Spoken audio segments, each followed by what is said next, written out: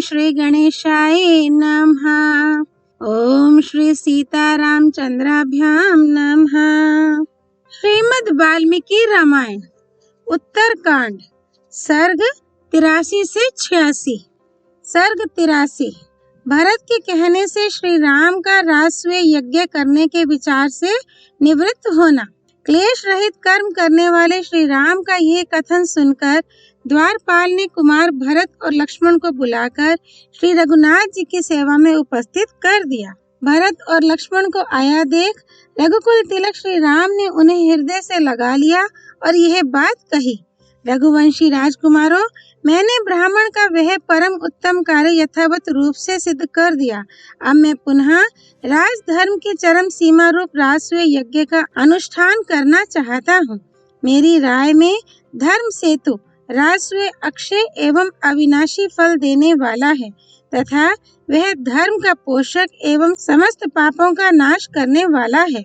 तुम दोनों मेरे आत्मा ही हो, अतः मेरी इच्छा तुम्हारे साथ इस उत्तम राजसूय यज्ञ का अनुष्ठान करने की है, क्योंकि उसमें राजा का शाश्वत धर्म प्रतिष्ठित है। शत्रुओं का संहार करने वाले मित्र देवता ने उत्तम आहुति से युक्त राजसूय नामक श्रेष्ठ यज्ञ द्वारा परमात्मा का यजन करके वरुण का पद प्राप्त किया था। धर्मज्ञ सोम देवता ने धर्म पूर्वक राजसूय यज्ञ का अनुष्ठान करके संपूर्ण लोकों में कीर्ति तथा शाश्वत स्थान को प्राप्त कर लिया। इसलिए आज के दिन मेरे साथ बैठकर तुम लोग यह विचार करो कि हमारे लिए कौन सा कर्म लोक और परलोक में कल्याणकारी होगा तथा संयतचित होकर तुम दोनों इस विषय में मुझे सलाह दो। श्री रघुनाथ जी के ये वचन सुनकर वाक्य विशारद भरत जी ने हाथ जोड़कर यह बात कही, साधो अमित पराक्रमी महाबाहो, आप में उत्तम धर्म प्रतिष्ठित है। ये सारी पृथ्वी भी आप पर ही आधारित है तथा आप में ही यश की प्रतिष्ठा है। देवता लोग जैसे प्रजापति ब्रह्मा को ही महात्मा एवं लोकनाथ समझते हैं, उसी प्रकार हम लोग और समस्त भूपाल आपको ही महापुरुष तथा समस्त लोकों का स्वामी मानते हैं। उसी दृष्टि से आपको देखते हैं। राजन, महाबली रघुनंदन, पुत्र जैसे पिता को देखते हैं, उसी प्रकार आपके प्रति सब राजाओं का भाव है। आप ही समस्त पृथ्वी और संपूर्ण प्राणियों के भी आश्रय हैं।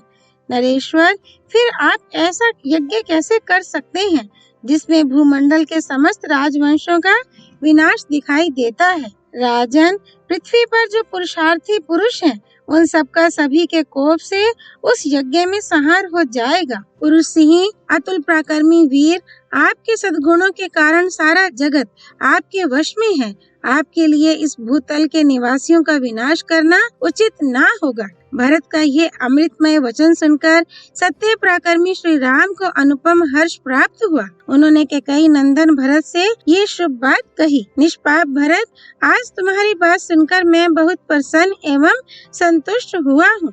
पुरुष सिंह, तुम्हारे मुख से निकला हुआ ये उदार एवं धर्म संगत वचन सारी पृथ्वी की रक्षा करने वाला है। धर्मज्ञ, मेरे हृदय में राजसूय यज्ञ का संकल्प उठ रहा था, किंतु आज तुम्हारे इस सुंदर भाषण को सुनकर मैं उस उत्तम यज्ञ की ओर से अपने मन को हटाए लेता हूँ। लक्ष्मण के बड़े भाई, बुद्धिमान पुरुषों को ऐसा कर्म नहीं करना चाहिए जो संपूर्ण जगत को पीड़ा देने वाला हो। बालकों की कही हुई बात भी यदि अच्छी हो तो उसे ग्रहण करना ही उचित है।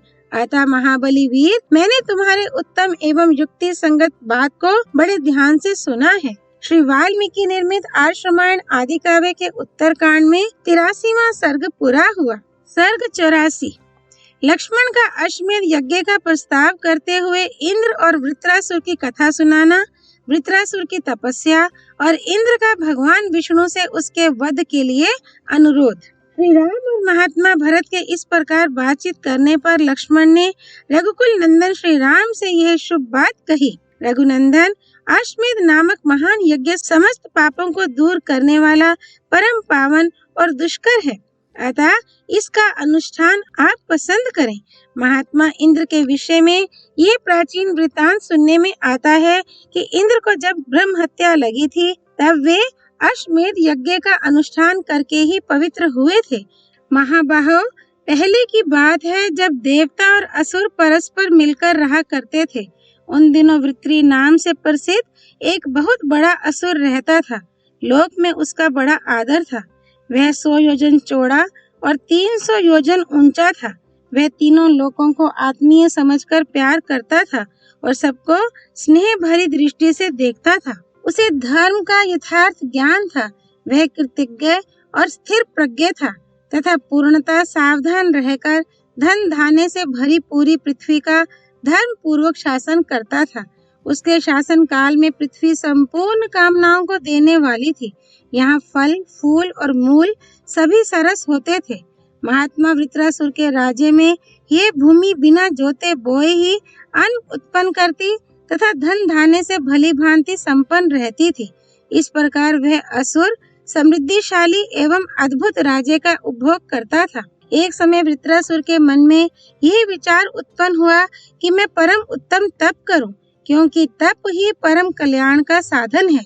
दूसरा सारा सुख तो मोह मात्र ही है। उसने अपने ज्येष्ठ पुत्र मधुरेश्वर को राजा बना पूर्ववासियों को सौंप दिया और संपूर्ण देवताओं को ताप देता हुआ वह कठोर तपस्या करने लगा। वृत्रासुर के तपस्या में लग जाने पर इंद्र बड़े दुखी से होकर भगवान विष्णु के पास गए और इस प्रकार बोले, महाबाहो, तपस्या करते हुए वृत्रासुर ने समस्त लोक जीत लिए।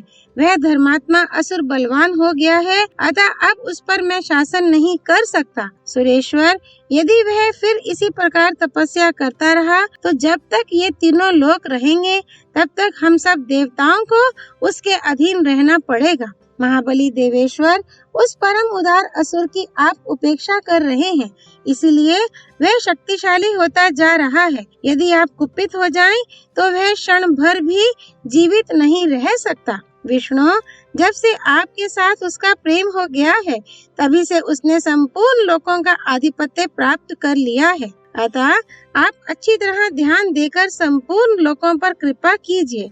आपके रक्षा करने से ही सारा जगत शांत एवं निरोग हो सकता है। विष्णु, ये सब देवता आपकी ओर देख रहे हैं।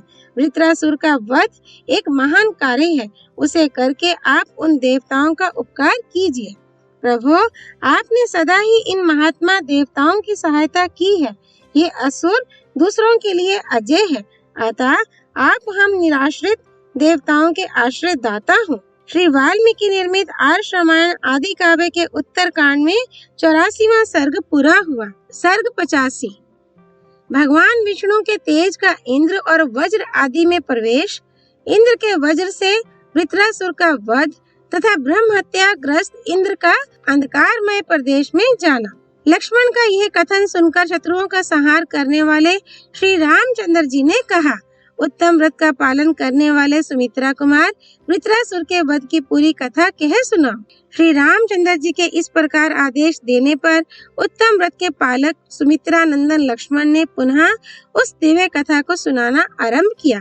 प्रभु, सहस्त्र नेत्रधारी इंद्र तथा संपूर्ण देवताओं की वह प्रार्थना सुनकर भगवान विष्णु ने इंद्र आदि सब देवताओं से इस प्रकार कहा, देवताओं, तुम्हारी इस प्रार्थना के पहले से ही मैं महामना वृत्रासुर के स्नेह बंधन में बंधा हुआ हूँ, इसलिए तुम्हारा प्रिय करने के उद्देश्य से मैं उस महान असुर का वध नहीं करूँगा, परंतु तुम सबके उत्तम सुख की व्यवस्था करना मेरा आवश्यक कर्तव्य है। इसलिए मैं ऐसा उपाय बताऊंगा जिससे देवराज इंद्र उसका वध कर सकेंगे। सुरश्रेष्ठ गण, मैं अपने स्वरूपभूत तेज को 3 भागों में विभक्त करूंगा, जिससे इंद्र निस्संदेह वृत्रासुर का वध कर डालेंगे। मेरे तेज का एक अंश इंद्र में प्रवेश करे, दूसरा वज्र में व्याप्त हो जाए और तीसरा भूतल को चला जाए, तब इंद्र वृत्रासुर का वध कर सकेंगे। देवेश्वर भगवान विष्णु के ऐसा कहने पर देवता बोले, दैत्य विनाशन, आप जो कहते हैं ठीक ऐसी ही बात है, इसमें संदेह नहीं। आपका कल्याण हो। हम लोग वृत्रासुर के वध की इच्छा मन में लिए यहाँ से लौट जाएंगे। परम उदार प्रभु, आप अपने तेज के द्वारा देवराज इंद्र को अनुग्रहित करें। तत्पश्चात इंद्र आदि सभी महामनस्वी देवता उस वन में गए जहाँ महान असुर वृत्र तपस्या करता था। उन्होंने देखा असुर श्रेष्ठ वृत्रासुर अपने तेज से सब और व्याप्त हो रहा है और ऐसी तपस्या कर रहा है मानो उसके द्वारा तीनों लोकों को पी जाएगा और आकाश को भी दग्ध कर डालेगा। उस असुर श्रेष्ठ वृत्री को देखते ही देवता लोग घबरा गए और सोचने लगे, हम कैसे इसका वध करेंगे और किस उपाय से हमारी पराजय नहीं होने पाएगी। वे लोग वहां इस प्रकार सोच ही रहे थे कि सहस्त्र नेत्रधारी इंद्र ने दोनों हाथों से वज्र उठाकर उसे वृत्रासुर के मस्तक पर दे मारा। इंद्र का वह वज्र प्रलय काल की अग्नि के समान भयंकर और दीप्तिमान था। उससे बड़ी भारी लपटें उठ रही थीं। उसकी चोट से कटकर जब वृत्रासुर का मस्तक गिरा तब सारा संसार भयभीत हो उठा। निरपराध वृत्रासुर का वध करना उचित नहीं था, अतः उसके कारण महायशस्वी देवराज इंद्र बहुत चिंतित हुए और तुरंत ही सब लोकों के अंत में लोकालोक पर्वत से परवर्ती अंधकारमय प्रदेश में चले गए। जाने के समय ब्रह्म हत्या तत्काल उनके पीछे लग गई और उनके अंगों पर टूट पड़ी। इससे इंद्र के मन में बड़ा दुख हुआ। देवताओं का शत्रु मारा गया, इसलिए अग्नि आदि सब देवता त्रिभुवन के स्वामी भगवान विष्णु की बार बार स्तुति पूजा करने लगे, परंतु उनके इंद्र अदृश्य हो गए थे। इसके कारण उन्हें बड़ा दुख हो रहा था। देवता बोले, परमेश्वर, आप ही जगत के आश्रय और आदि पिता हैं। आपने संपूर्ण प्राणियों की रक्षा के लिए विष्णु रूप धारण किया है। आपने ही इस वृत्रासुर का वध किया है, परंतु ब्रह्म हत्या इंद्र को कष्ट दे रही है। अतः सुश्रेष्ठ, आप उनके उद्धार का कोई उपाय बताइए। देवताओं की यह बात सुनकर भगवान विष्णु बोले, इंद्र मेरा ही यजन करें। मैं उन वज्रधारी देवराज इंद्र को पवित्र कर दूंगा। पवित्र अश्वमेध यज्ञ के द्वारा मुझ यज्ञ पुरुष की आराधना करके पाक शासन इंद्र पुनः देवेंद्र पद को प्राप्त कर लेंगे और फिर उन्हें किसी से भय नहीं रहेगा। देवताओं के समक्ष अमृतमय वाणी द्वारा उक्त संदेश देकर देवेश्वर भगवान विष्णु अपनी स्तुति सुनते हुए परम धाम को चले गए। श्री वाल्मीकि निर्मित आर्ष रामायण आदि काव्य के उत्तर कांड में 85वां सर्ग पूरा हुआ। सर्ग 86। इंद्र के बिना जगत में अशांति तथा अश्वमेध के अनुष्ठान से इंद्र का ब्रह्म हत्या से मुक्त होना। उस समय वृत्रासुर के वध की पूरी कथा सुनाकर नरश्रेष्ठ लक्ष्मण ने शेष कथा को इस प्रकार कहना आरंभ किया। देवताओं का भय देने वाले महापराक्रमी वृत्रासुर के मारे जाने पर ब्रह्म हत्या से घिरे हुए वृत्रिनाशक इंद्र को बहुत देर तक होश नहीं हुआ। लोकों की अंतिम सीमा का आश्रय ले वे सर्प के समान लौटते हुए कुछ काल तक वहां अचेत और संज्ञा शून्य होकर पड़े रहे। इंद्र के अदृश्य हो जाने से सारा संसार व्याकुल हो उठा। धरती उजाड़ सी हो गई, इसकी आर्द्रता नष्ट हो गई और वन सूख गए। समस्त सरों और सरिताओं में जल स्रोत का अभाव हो गया और वर्षा न होने से सब जीवों में बड़ी घबराहट फैल गई। समस्त लोग क्षीण होने लगे। इससे देवताओं के हृदय में व्याकुलता छा गई और उन्होंने उसी यज्ञ का स्मरण किया जिसे पहले भगवान विष्णु ने बताया था। तदनंतर बृहस्पति जी को साथ ले ऋषियों सहित सब देवता उस स्थान पर गए जहाँ इंद्र भय से मोहित होकर छिपे हुए थे। वे इंद्र को ब्रह्म हत्या से आवेष्टित देख उन्हीं देवेश्वर को आगे करके अश्वमेध यज्ञ करने लगे। नरेश्वर, फिर तो महामनस्वी महेंद्र का वह महान अश्वमेध यज्ञ आरंभ हो गया। उसका उद्देश्य था ब्रह्म हत्या की निवृत्ति करके इंद्र को पवित्र बनाना। तत्पश्चात जब वह यज्ञ समाप्त हुआ तब ब्रह्महत्या ने महामनस्वी देवताओं के निकट आकर पूछा, मेरे लिए कहाँ स्थान बनाओगे? ये सुनकर संतुष्ट एवं प्रसन्न हुए देवताओं ने उससे कहा, दुर्जय शक्ति वाली ब्रह्महत्या, तू अपने आप को स्वयं ही 4 भागों में विभक्त कर दे। महामनस्वी देवताओं का यह कथन सुनकर महेंद्र के शरीर में दुख पूर्वक निवास करने वाली ब्रह्महत्या ने अपना 4 भाग कर दिया और इंद्र के शरीर से अन्यत्र रहने के लिए स्थान मांगा।